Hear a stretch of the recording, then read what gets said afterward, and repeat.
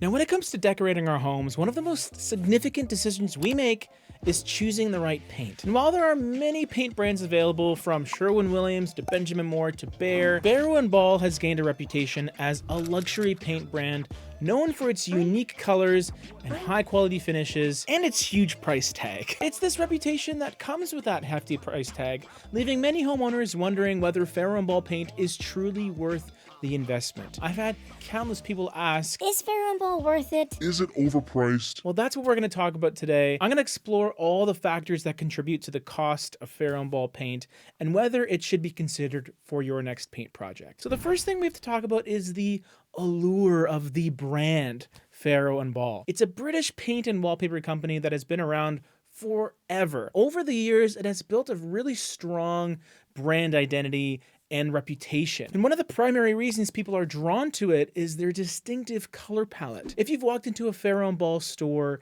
and seen all of their swatches available, there are some beautiful choices out there that are extremely rich in pigments. They're so saturated and oftentimes extremely difficult to replicate when you're color matching into other companies. Their range of colors is carefully curated and they often collaborate with really big designers as well. Each hue is unique and it's often inspired by historical contexts and natural elements. And being a luxury higher end product, Farrow & Ball paint comes with this exclusivity factor, which is one of the driving forces behind the brand's allure. I mean, if you're rocking some Farrow & Ball, you're kind of posh, And I don't mean that disparagingly either. We also have to talk about the quality and the performance of these products. Farrow & Ball's paint is known for its quality, and that doesn't necessarily translate to washability in some cases, especially with their ultra flat finishes. But I think there's something to be said about the company's ability to use traditional manufacturing methods where their paint is made from these high quality raw materials. The attention to detail results in this rich and luxurious finish that can transform any room. They even have this brand new dead flat finish, which is probably the flattest finish I've ever seen in an interior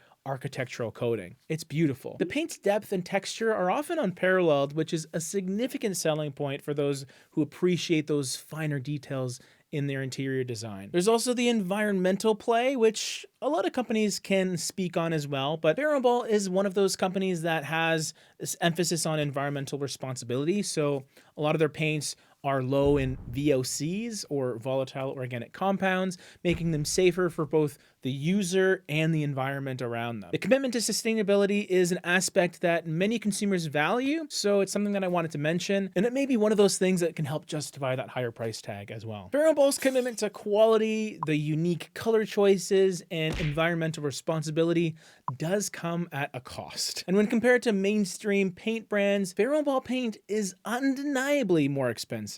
Even if we compare it to a high-end Benjamin Moore product like Aura, oftentimes I'll see the Farrow & Ball equivalent maybe 20 to 30% more expensive. And then if you're talking about a Benjamin Moore midline paint like Ben, it's actually half the price of a Farrow & Ball product. And then of course there's the budget paint brands and the contractor grade products that are maybe a third or sometimes a quarter of the price. This leads many to question whether the high price of Farrow & Ball is justified or if it's merely a result of the brand's luxurious image. So to figure out whether or not Farrow & Ball is overpriced, there are several factors that need to be considered on an individual basis. The first is quality. This is obviously really good quality paint, and although your mileage may vary in terms of its application and how it's able to be used, it's great stuff. This often justifies the higher price. So you have that superior finish, and then in some cases, excellent durability, which means fewer touch-ups and repaints in the long run. The second thing would be the color selection. If you loved a Farrow & Ball color and you wanted that exact one, you're probably best off going with Farrow & Ball paint. It's going to be very difficult to replicate it exactly in another company's paint. In fact, it's probably going to be impossible because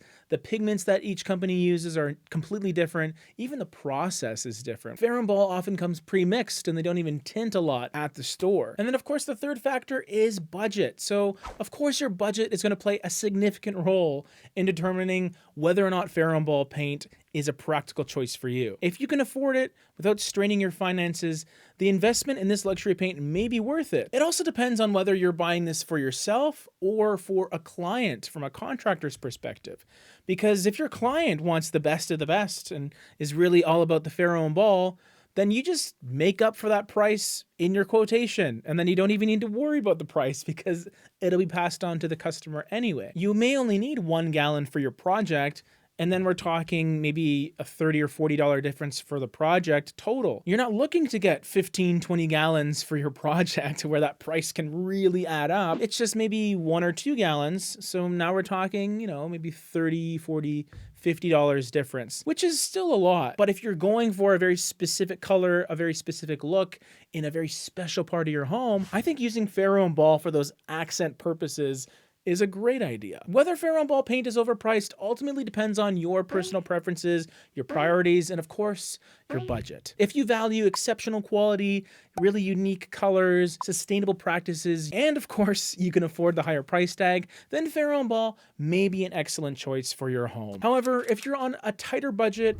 or you're just trying to go for a high value pick, where you prioritize cost effectiveness over luxury, there are way more affordable paint options available that can still yield beautiful results. You have a ton of products that are going to be more durable than Farrow and Ball. You have other products that are nearly as flat and chalky looking, all of which will be at a lower price point. So don't feel pressured to go for the highest end paint ever. The key is to just weigh the factors that matter most to you and make an informed decision that aligns with your interior design goals. In the end, the perception of whether Farrow and Ball paint is overpriced is a completely subjective matter, which is a bit of a cop-out answer, but it's the truth. It's going to vary from person to person. Personally, I don't think something's overpriced if there are people out there willing to pay that price. Now, speaking of Farrow and Ball, they released a new set of colors that we talked about in this video right over here. So check it out.